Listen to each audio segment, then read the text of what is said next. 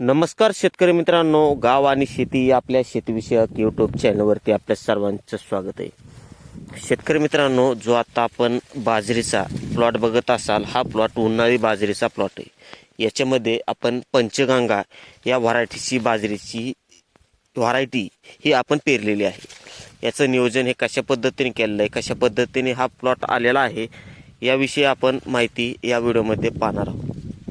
शेतकरी मित्रांनो, बाजरी पिकाची पेरणी ही प्रामुख्याने 2 हंगामामध्ये आपण करतो। त्यामध्ये पावसाळी एक आणि दुसरं म्हटलं तर उन्हाळी। जो आता आपण प्लॉट बघत असाल, हा उन्हाळी बाजरीचा हा प्लॉट आहे।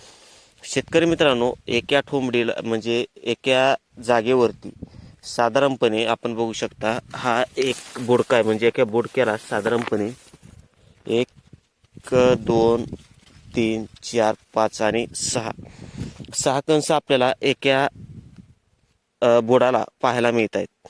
खूप मोठ्या प्रमाणामध्ये पातळ पेरणी केलेली होती। आपण बघू शकता किती लांब लांब अंतराने हे बाजरीचे ठोंब आहेत। आपण बघू शकता किती गॅप आहे। बरेच शेतकरी काय करतात की बाजरी पेरणी करतात, बाजरी पेरणी केल्यानंतर बाजरीची जी पेर असते ती पेर चुकती। म्हणजे एकतर खूप मोठ्या प्रमाणामध्ये पातळ होते किंवा दाट होते। पातळ जर पेरणी झाली तर तुम्ही कसल्याही प्रकारचं टेन्शन घ्यायचं काम नाही।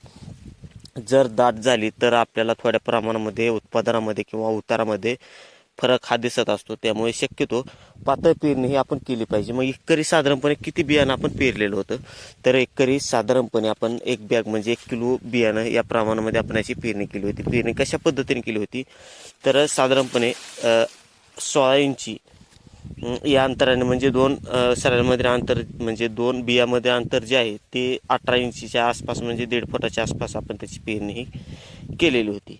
परंतु पेरणी केल्यानंतर देखील पेरती वेळेस बऱ्याच शेतकऱ्याकडून किंवा ट्रॅक्टर चालकाकडून चुका होत असतात। त्यामुळे आपली पेरणी ही बिघडत असते। पाणी व्यवस्थापन देखील चुकीच्या पद्धतीने झालं तरी पण आपली बाजरी ही बिघडत असते। यात देखील तशाच पद्धतीचा आपल्याला म्हणजे चूक ही आपल्याला झाली होती। त्यामुळे अशा पद्धतीने पातळ प्रमाणामध्ये बाजरी ही आपल्याला पाहायला आता मिळते। तरी पण शेतकरी मित्रांनो, कशा पद्धतीने हा प्लॉट आला आपण बघू शकता। खूप मोठ्या आणि चांगल्या पद्धतीने हा प्लॉट आला। याच्यामध्ये आपण खत व्यवस्थापन कशा पद्धतीने केलं पाहिजे, तर खत व्यवस्थापन करते वेळेस काय करायचं, आपण पेरणी केली की 20-20-0-13 हे आपण बियाणासंग खताची पेरणी करायची। त्यानंतर 2 खताचे डोस टाकायचे, त्यामध्ये युरियाचे दोन्ही देखील आपण डोस हे टाकले पाहिजेत। पाणी व्यवस्थापन करण्यासाठी आता उन्हाळ्याच्या दिवसात आणि उन्हाळ्याच्या दिवसामध्ये खूप मोठ्या प्रमाणामध्ये आपल्याला पाणी व्यवस्थापन करणं हे एक अत्यंत महत्त्वाचं असतं। मग पाणी व्यवस्थापन करते वेळेस जास्त देखील पाणी द्यायचं नाही। साधारणपणे 4 ते 5 पाण्यामध्ये आपल्याला बाजरी हे पीक आपलं काढण्यासाठी येत असतं। रानाला किंवा पिकाला ज्या प्रमाणामध्ये आपल्याला दिसत असतं किंवा आपलं पीक किंवा रान हे सुकलेलं आहे किंवा पीक जे आहे ते सुकायला सुरुवात झाली, मग त्याच्यानुसार आपण पाणी व्यवस्थापन केलं पाहिजे। शेतकरी मित्रांनो, केसाळ बाजरी किंवा बिना केसाळ बाजरी यामध्ये फरक देखील भरपूर प्रमाणात आहे। परंतु केसाळ बाजरी जी आहे तिला उतार हा कमी प्रमाणात आपल्याला पाहायला मिळतो आणि अशा पद्धतीची बिना केसाची बाजरी जी आहे तिला उतार हा चांगल्या पद्धतीने आपल्याला पाहायला मिळत असतो। तर अशा पद्धतीने आपण बाजरी पिकाचं नियोजन हे केलंय। तर कसा वाटला हा प्लॉट तुम्हाला? प्लॉट जर आवडला असेल, व्हिडिओ जर आवडला असेल तर व्हिडिओला आपल्या लाईक आणि यूट्यूब चॅनल सबस्क्राईब नक्की करा। धन्यवाद।